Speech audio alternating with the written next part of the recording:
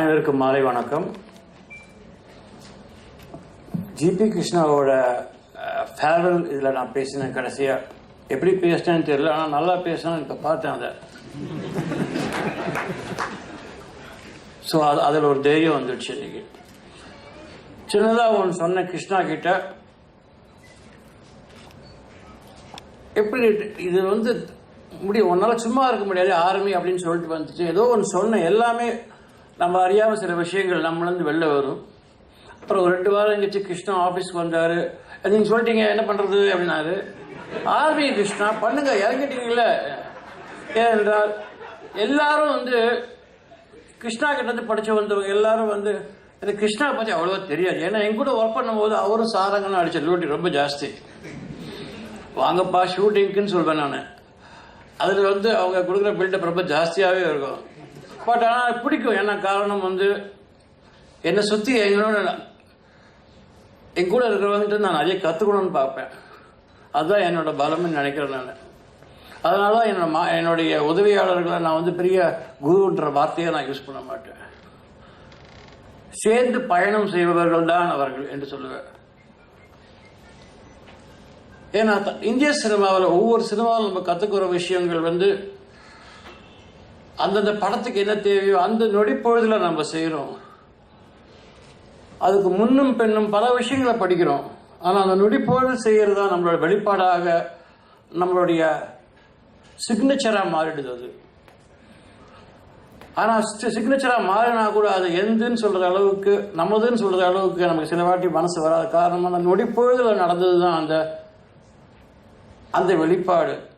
திருப்பி நடக்கணும், திருப்பி அது நடக்குமான்றது தெரியாது. ஆனால் அதுக்கும் நம்ம பயணத்தை மேற்கொண்டு தான் ஆக வேண்டும்.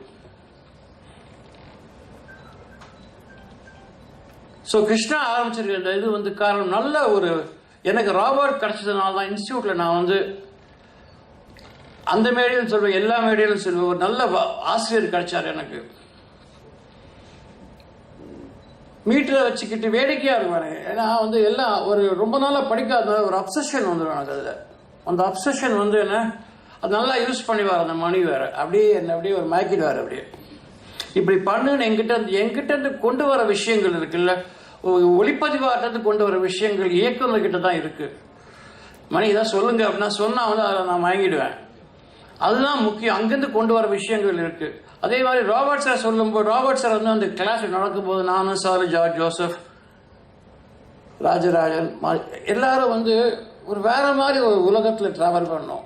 அது ரொம்ப ஆரோக்கியமாக இருக்கு. அந்த மாதிரி ஒரு ஆசிரியர் இருந்தால் தான் உள்ளுக்குள்ள போக முடியும். இது நான் பெரிய ஆளானும் அதெல்லாம் கிடையவே கிடையாது. எனக்கு என்ன வேணும் அப்படின்றதுதான் என்னுடைய வாழ்க்கை பயணமாக இருந்தது. எனக்கு தெரிஞ்சதே அது ஒன்று தான். இந்த ஒளி மட்டும்தான் என்னை வாழ்த்தது. அதுக்கோசம் போன தவிர்த்து இதனால் இது நடக்கும் என்று நான் ஒவ்வொரு நாளும் எதிர்பார்த்ததே கிடையாது, எதிர்பார்க்கவும் மாட்டேன். அந்த நொடி பொழுதில் என்ன நடக்கிறதோ அதுதான் என் வெளிப்பாடு.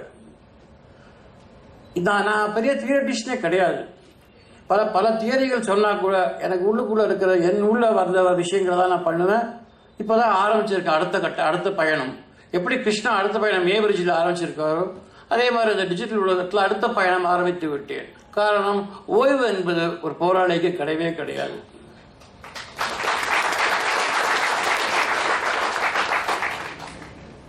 கிருஷ்ணாவோட இந்த விஷயத்தில்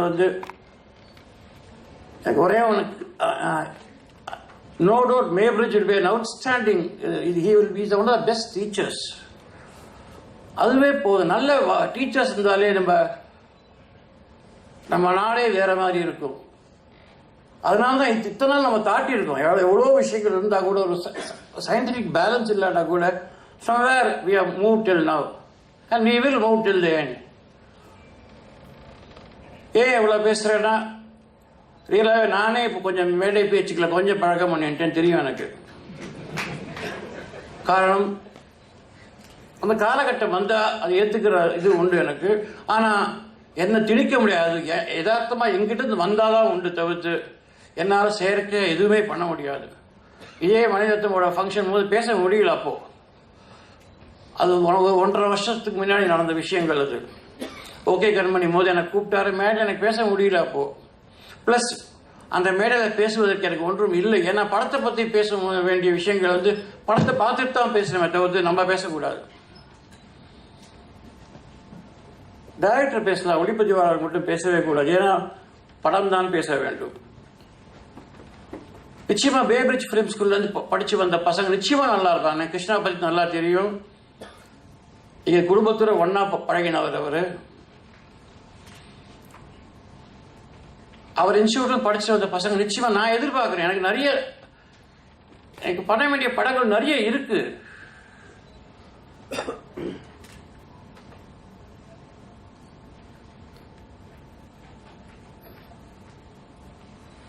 ஸோ மேபிரிட்ஜ் ஃபிலிம் ஸ்கூலோட எதிர்காலம் என்னன்னா, நான் நிறைய மாணவர்கள் எடுத்துப்பேன். இப்போ நிறைய மாணவர்கள் நான் திரைப்படக் கல்லூரியில் எடுக்கிறேன். ஏன்னா வந்து திரைப்படக் கல்லூரி ஒரு பேசிக்ஸாக வச்சுட்டேன். இல்லாட்டா கஷ்டமாக இருக்கு எனக்கு எடுத்துக்கிறதுக்கு.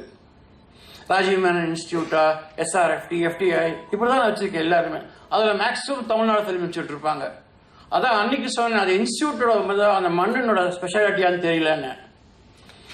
ஆனால் அதோட ஸ்பெஷாலிட்டி ஜிபி கிருஷ்ணான்றது ஒரு பெரிய பங்கு இருக்குது. அதனால தான் அந்த அடுத்த வேள்வி அவர் ஆரம்பிக்கிறாரு. அதுக்கு என்னுடைய வாழ்த்துக்கள். நிச்சயமா மேபிரிட்ஜ் ஃபிலிம் ஸ்கூல்ல வரவங்களுக்கு எங்கிட்ட எவ்வளோ நல்ல பெரிய ஒளிப்பதிவாளர்களுக்கெல்லாம் இப்போ ராஜசேகர், விஜய் மில்டன், சக்கரவர்த்தி எல்லாம் சொன்ன மாதிரி, மனோஜ் சொன்ன மாதிரி எல்லாரும் they are going to come and work for Mr. Krishna. I am a well wisher of cinema. எங்கே நல்லது சினிமா நடந்தாலும் என்னுடைய வாழ்த்துக்கள் அவங்களுக்கு உண்டு. அதே மாதிரி தான் கிருஷ்ணா ஒரு நல்ல ஆசிரியர். அந்த பயணம் தொடர வேண்டும். அப்போதுதான் தமிழ் சினிமாவுக்கு நல்லது நடக்கும் என்பதுதான் என்னுடைய அடிமனத்தில் அது தோன்றிய உண்மை. அனைவருக்கும் வணக்கம், நன்றி. அனைவருக்கும் வணக்கம். நான் ஃபிலிம் ஸ்கூல் போனதில்லை, அதனால தான் ஜிபி இங்கே கூப்பிட்டுருக்காருன்னு நினைக்கிறேன். எது கூப்பிட்டா நான் ரொம்ப நாளாக யோசித்தேன். இன்னைக்கு தான் புரிஞ்சுது. பாரு எதெல்லாம் மிஸ் பண்ணியிருக்கீங்க பாருங்கன்னு கூப்பிட்டுருக்காரு. நான் எங்கள் பக்கத்தில் எங்கள் ஸ்கூல் இங்கே பக்கத்தில் தான், அந்த பிரிட்ஜுக்கு அந்த சைட் தாண்டினா பெசன்ட் தியோசாபிக்கல் ஸ்கூல்னு. அங்கே வந்து எங்களுக்கு ஒரு ஹெட் மாஸ்டர் இருந்தார். ஒரு கிட்டத்தட்ட ஒரு 6'2" இருக்கும். அது நம்ம சின்ன வயசில் பார்க்கும்போது அது 8 அடி மாதிரி தெரியும். அவர் வந்து அப்போது நேச்சுரல் சயின்ஸ்னு ஒரு சப்ஜெக்ட் எடுப்பார். அது மட்டும் தான் எடுப்பார். இப்போ பயாலஜி, பாட்னி எல்லாம் சேர்ந்தது. அது அவர் கிளாஸ்க்கு பெருசாக வெறும் வேஷ்டி, ஜிப்பா, வெறும் கையோடு வருவார். புக் இருக்காது, எதுவும் இருக்காது கையில். அவர் வந்து அங்கே இருக்க சாக் எடுத்துவார். Left hander. அவர் லெஃப்ட் ஹேண்டில் தான் டென்னிஸ் கூட ஆடுவார். இந்த போர்டில் வரைவார். ஒரு ஹார்ட் போட்டு அதோட ரொம்ப சிம்பிளாக எக்ஸ்பிளைன் பண்ணுவார். அந்த கிளாஸ் முடியும் போது அடுத்த கிளாஸ் இதே natural science class test. So அவர் டெஸ்ட்டுக்கு வந்து இவர் வந்து 4 கேள்வி இங்கேயே அவுட் பண்ணிடுவார். இந்த 4 கேள்வி அடுத்த கிளாஸ் டெஸ்ட்டு. நான் நினச்சிட்டு இருந்தேன், என்ன ஆளி ஒரு ஹெட் மாஸ்டர் இப்போவே இவரே வந்து லீக் அவுட் பண்ணுறாரு கொஸ்டின் பேப்பரை. இதில் என்ன இருக்குது, அப்புறம் நோ ப்ராப்ளம் அப்படின்னு. ஸோ எல்லோரும் போவோம். ஹாஸ்டலில் போனாங்க. போயிட்டு நெக்ஸ்ட் கிளாஸ் வரும்போது அதே கொஸ்டின், ஒன்றும் மாற்ற மாட்டார், ஒன்றும் சர்ப்ரைஸ் கிடையாது. அதே கொஸ்டின் பேப்பர், அதே கேள்வி, அதே நாங்கள் எல்லாம் ரெடியாக வந்துடுவோம், பதில் எழுதிட்டு வந்துடுவோம். அதை வந்து இவர் கரெக்ட் கூட பண்ண மாட்டார். கிளாஸில் யார் ஃபர்ஸ்ட் மார்க் வாங்குவானோ அவங்ககிட்ட கொடுப்பார். நான் இல்லை, வேற இருப்பேன். அவன் தான் கரெக்ட் பண்ணுவான். நான் நினச்சேன், இது என்ன டீச்சர் இவர் இப்படி பண்ணுறாரு வந்து ஒரு. ஆனால் எக்ஸாம் பக்கத்தில் வரும்போது அந்த ஒரு சப்ஜெக்ட் நாங்கள் யாருமே படித்தது கிடையாது. ஏன்னா அவர் சொல்லி தந்த விதம், அப்பப்போ அவர் எங்களை ரிவைஸ் பண்ண விதம் வந்து அந்த சப்ஜெக்ட் வந்து நாங்கள் ஒரு பேர்டனாகவே எங்களுக்கு இந்த ஸ்கூல் முடிகிற வரைக்கும் இருந்ததே இல்லை. அப்போ தான் ஒரு டீச்சரோட true value for the first time I realized what a teacher can do to your student.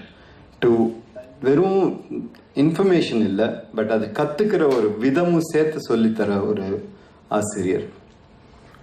அதுக்கப்புறம் ரொம்ப ரொம்ப ரொம்ப வருஷத்துக்கு அப்புறம் நான் சினிமா ஷூட் பண்ணிட்டு இருக்கும்போது, மௌனராகம் ஷூட் பண்ணிட்டு இருக்கும்போது, ஷார்ட் நடுவில் 2 பேர் ஓரமாக அங்கே போய் ஒதுங்கிடுவாங்க, ஜிபியும் பிசியும். ஒவ்வொரு ஷார்ட்டுக்கு நடுவில் இவங்க 2 பேரும் என்ன பேசுகிறாங்கன்னு எனக்கு புரிஞ்சதே கிடையாது. போய் குச்சுன்னு பேசுவாங்க, இது பேசுவாங்க. எனக்கு அடுத்த ஷாட்டுக்கு வரணும் வந்து பண்ணிடுவாங்க. பட் ஆனால் அதுக்கு முடிஞ்சவொடனே திருப்பி பேசுவாங்க. என்ன இது வரைக்கும் எனக்கு புரிஞ்சதே கிடையாது. எனக்கு எப்போதுமே பிசி மேலே ஒரு பொறாமை அதுக்கப்புறத்துலேருந்து. ஏன்னா அவர்கிட்ட வர அசிஸ்டண்ட் எல்லாம் வந்து டக்குன்னு பயங்கர ஸ்மார்ட்டாகி அடுத்த 2 வருஷத்தில் அவங்கெல்லாம் இண்டிபெண்ட்டாக கேமராமேன் ஆகிடுறாங்க. ரொம்ப நல்லா பண்ணிட்டு இருக்காங்க. பாவம் எங்கிட்ட வந்த பசங்கள்லாம் இன்னும் நிறைய நாள் இருக்காங்க. ஸோ எனக்கு ரொம்ப பொறாமை. எல்லா கேமராமேனோட அசிஸ்டண்ட்டை பார்த்து எனக்கு பொறாமை. அந்த பிசியோட அசிஸ்டண்ட் பார்த்து ரொம்ப பொறாமை. அவருக்கு அது என்ன டிஃப்ரென்ஸ்னா, இவர் எப்போ அவங்களுக்கு சொல்லித்தராங்க, அவங்க எப்போ படிக்கிறாங்க புரிஞ்சுக்கிறாங்கன்னு புரியாது. ஏன்னா பிசி பேசுறது பாதி நேரம் எனக்கு புரியாது. அவங்க எப்படி இதை புரிஞ்சுக்கிட்டு எப்படி இதை கற்றுக்கிட்டு. So there is one teacher which is hidden in PC. எனக்கு தெரிஞ்ச பிசி ஸ்கூல் வயசில் கிளாஸில் இருக்கிறத விட்டு வெளில தான் ஜாஸ்தி இருந்தார். ஆனால் இவர் வந்து ஒரு பெரிய ஒரு எக்ஸ்ட்ராடினரி டீச்சர் ஆவார்னு தெரியாது.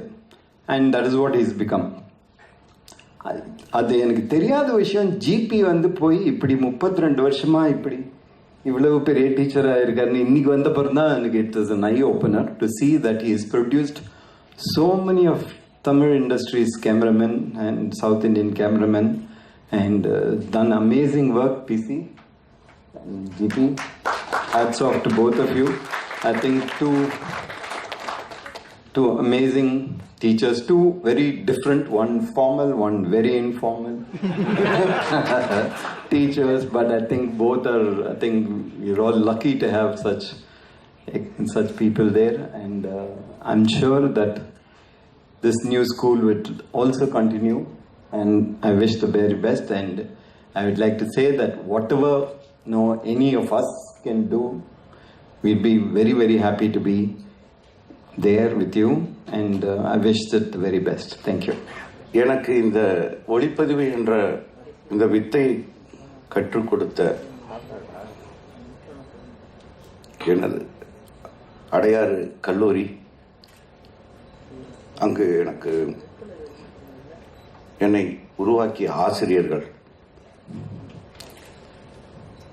இவர்களை இங்கு நான் நினைவுகூர கடமைப்பட்டிருக்கிறேன். பச்சையப்பன் கல்லூரியில் பிஎஸ்சி முடிச்சுட்டு என்ன பண்ணுறதுன்னு தெரியாமல் இருந்தோம். ஊருக்கு போகலாமா அப்படிங்கிற டைமில் இங்கே அடையாறில் ஒரு ஃபில்ம் இன்ஸ்டியூட்டாக இருக்கிறதாக கேள்விப்பட்டு அப்ளை பண்ணேன். அப்போ என் தாய் தந்தை உறுதுணையாக இருந்த என் அண்ணா அவர்கள் இங்கே நினைவு கூற கடமைப்பட்டுள்ளேன். சொன்னால் புரியும். 130 வருஷமா நம்பர் 1 கம்பெனியாக இருந்தது கொடாக். அதனுடைய நிறுவனர் ஜார்ஜ் ஈஸ்ட்மன். அவர் சொல்றாரு, ஏன் என் பேரை வைக்காம இதை கொடாக்ல வச்சேன் அப்படிங்கிறதுக்கு ஒரு காரணம் சொல்றாரு. அவருக்கு எப்பவுமே கே அப்படிங்கிற ஒரு அந்த வேர்டை அவருக்கு ரொம்ப பிடிக்குமாமா. கே. ஸோ அந்த கம்பெனிக்கு கே முடியணும் அப்படின்னு சொல்லிட்டு நடுவில் ஏதோ ஒரு வார்த்தை போட்டு ஃபில் பண்ணதா கொடாக். அது போல எனக்கு ஆதி ராஜசேகர் தெரிஞ்சார். ஃபோன் பண்ணேன், சார் நீங்க என்ன சார் வரீங்க? நானே வரேன் சார். அதெல்லாம் என்ன சார் அப்படின்னு. ஐயோ நீ பெரிய கேமராமேனியா, நான் வர்றேன், நீ என்ன விஷயம் பர்சனல் பேசணும் அப்படின்னா நேராக போனேன். ஆதி ராஜசேகர் அது இதுவும் நம்ம பசங்களாக இருக்கிறப்போ அவங்க பேச்செல்லாம் இருப்பாங்க, அதை பற்றியெல்லாம் கேட்டு அப்படியே பேசிட்டு இருந்தேன். சார் நீங்கள் என்னத்துக்காக ஏதோ சொல்கிறேன் அப்படின்னு. இது போல் ஸ்ரீராம் சார் சொல்கிறாரு, ஒரு சின்ன ஃபில்ம் இன்ஸ்டியூட் ஒன்லி கேமரா ஆரம்பிக்கலான்ட்டு இருக்கு அப்படின்னா.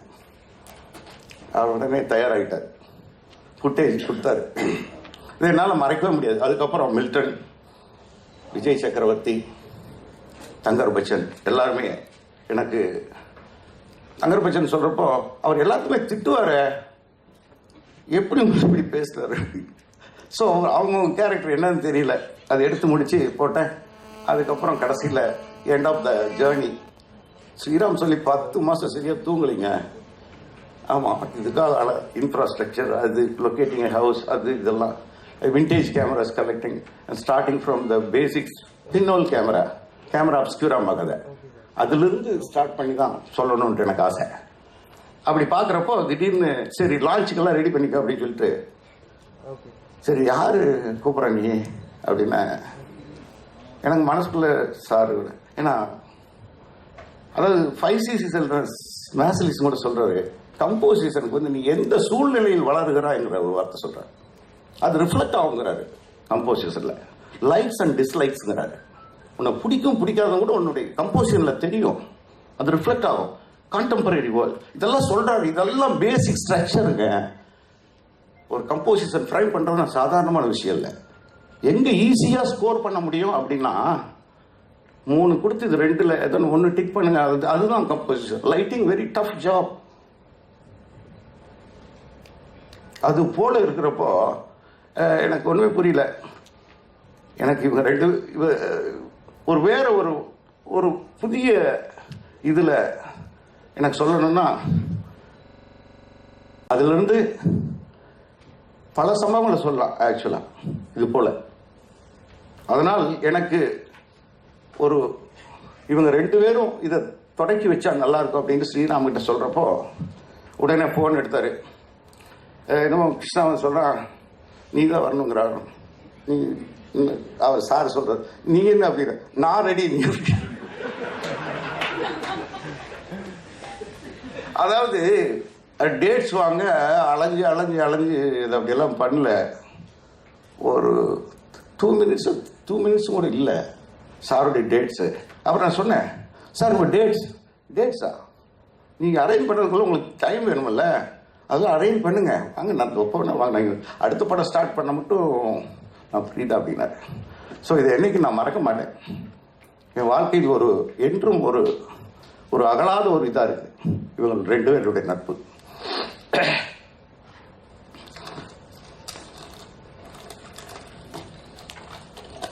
கடைசியில் ஒரு இன்ஃபர்மேஷன், மே பிரிட்ஜ் அப்படிங்கிறது என்னன்னா, எல்லாரும் ஒரு இன்வென்டர் சொல்லுவாங்க, எல்லாரும் ஒழுங்கா சொல்ற பதில் என்னன்னா, ரேடியோ கண்டுபிடியாக்க மார்கோனி உடனே சொல்லிடுவாங்க. அது என்ன, ரேடியோ யூஸ் பண்ணல, இருந்தாலும் அவர் பேர் கரெக்டா சொல்லுவாங்க. மற்றவங்களை பார்த்தா தப்பு தப்பா சொல்லுவாங்க. அது என்னன்னு தெரியல. சினிமாவை, அதாவது மூவிங் இமேஜஸ் தப்பு தான், சலனப்படம்ங்கிறதே தப்பு தான். It is wrong, totally wrong. மூமெண்ட்டே இல்லை. 24 படம் ஸ்டில் பிக்சர்ஸ் தான் ப்ரொஜெக்ட் பண்றோம். That is call synthesis of motion. அந்த 24 ஸ்டில் பிக்சர்ஸை மூவ் பண்றது என்னன்னா, நம்ம கண்ணும் பிரெயினும் in coordination based on the theory persistence of, sorry class எடுக்க மறந்துட்டேன்.